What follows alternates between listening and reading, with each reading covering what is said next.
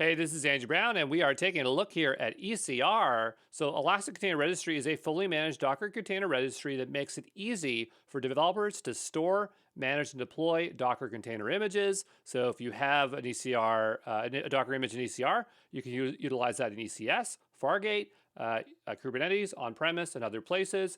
ECR lets you store Docker or Open Container Initiative images. If you've never heard of OCI, basically they took the Docker specification and reworked it so that it would work with more than just Docker, but basically it's the same thing. When you're using Docker, you're really using OCI images these days. You can control private registers via the register policy. You can control private repos via the repo policy. You can scan images on push to identify software vulnerabilities.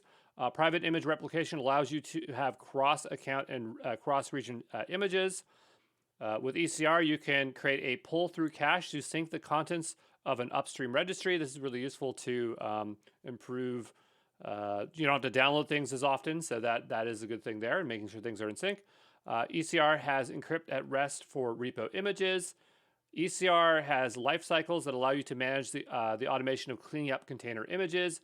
You can sign images via AWS Signer to ensure images are from your trusted developers. Tags can be set to mutable or immutable, depending on your use case. Let's take a look at some few things here. I just want to talk about registries, repositories, images, and tags. So the registry contains multiple repos. So it's basically the container of everything, or logical grouping of everything, of repos. Repo contains multiple images. An image can have multiple tags. An example of a tag might be something like 1.0 or latest. You'll always see that latest tag when working with ECR.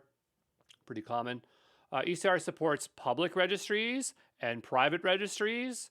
With private registries, you can control access via the register policy. So you could set things like replicate image, batch, import upstream image, or being able to create a repo. Then for repo policy, you could do things like describe images, describe repos, and things like that. For public registries, they're open, so you're not going to really be able to give them much other than the ability to download them and see them. Here's an example of how we would establish a connection to a private repo, because you'd have to first remotely log in using Docker. But I'm just going to get my pen tool out here so it makes it very clear. But notice that we have this ECR get login password. What that's going to do is generate an authorization token, and you'll have to have your AWS credentials so that it will generate it out. And then you're passing that authorization token over here to the login, and then it's going to be able to log into ECR. From there, we can build our image, and then we can tag our image, and then push our image, okay? Image tag immutability is a very important feature. So when you create repos, you really should set it to immutable. And when tag immutability is turned on for a repo, this affects all tags. You can't make some tags immutable while others aren't. The reason why you want to have this feature on is that it's a best practice if there was a security vulnerability with a specific image. So imagine you had to roll back because your current one has a security vulnerability. Or let's say that there was a security vulnerability that you did not notice, but you figured out later on that there might have been one at some point. So you want to keep those images around so that you can inspect them. So hopefully that makes sense.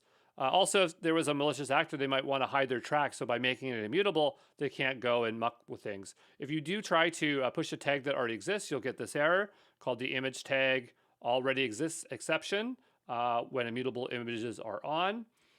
Here is a lifecycle policy, and so it's very straightforward. The idea is that we're saying, I want, after 14 days for the image to expire. This is just a good way to keep things cleaned up. You can see there are some criteria as to what you would select for images to be cleaned up, but there you go.